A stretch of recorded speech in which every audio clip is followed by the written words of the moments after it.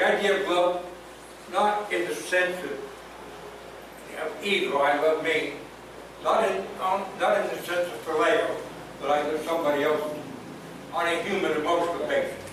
There's nothing wrong with that second one. But that's not the love that Paul is talking about.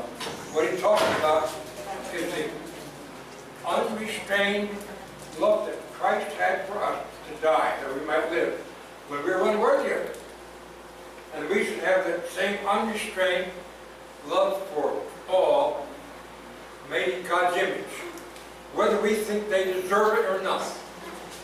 Because God did not make us to judge. We are then to have a disposition or attitude.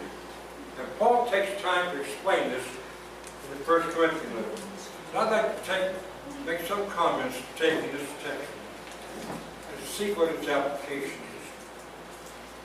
He talks first here from the standpoint of verse 1 of those possessing the miraculous gift. And by the way, chapter 4, verse 7 says, who makes you to be different? So the fact that they had the miraculous gift was no credit to them. This was God's decision as to who got what gift. Who maketh thee to be different? So though I speak with the tongues of men and angels, but have not love. Now the speaking with tongues, this is exactly what happened at Pentecost. Exactly what Paul talks about happening in their assemblies too. When someone speaks by inspiration of God. Even though he had the ability to do this, said, if I have not love, I become as a sounding brass or a tinkling cymbal. For those of you who have been associated with music, you know, a sounding brass is nothing but two metal discs clanging together. Or a tinkling cymbal, it's a triangle of metal or a metal rod in back.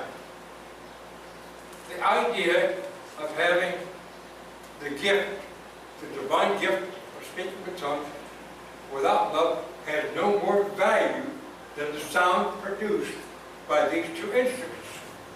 And they were familiar with the instruments that Paul was talking about.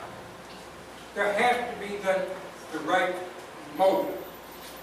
When we go back to Matthew 5, Jesus said, thou hast heard in time of old, thou shalt love thy neighbor and hate thine enemy. That's verse 44 to the end.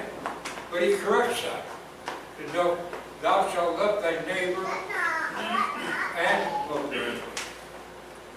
Now that goes back to Leviticus, where they're told that they're to love their neighbors as themselves. The word neighbor is literally translated, literally meaning other.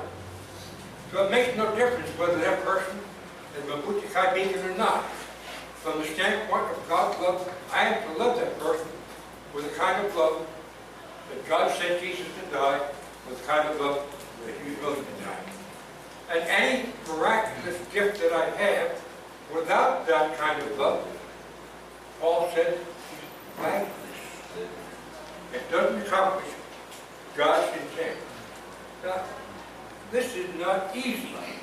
There are times in my life, and I have no doubt in the lives of others too, when other human beings have done to me something which tore my soul.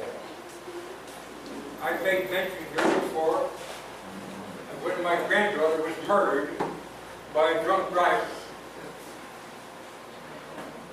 I hated that man for 6 months. I had to pray for him every day to get over that hatred. And I still don't like him if he's alive.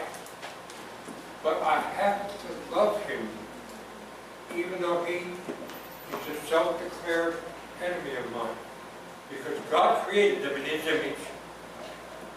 And God is not willing that any should perish, but all should come to repent. 2 Peter chapter 3, verse 9 says that. If I am to please God, I must be like-minded with God toward that man, despite what he has done to me. I must hold that attitude, that disposition, irrespective of how he or others intrigued me.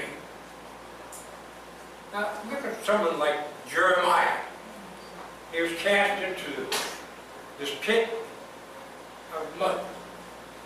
And he had to stay there until he was pulled up. I wonder what he felt about those who wrongly had him in prison like that. He was approved of God. I can only draw a conclusion. But to continue to be approved of God, I suspect Jeremiah did not hate those people. That's my conclusion. That's all it is. But it's like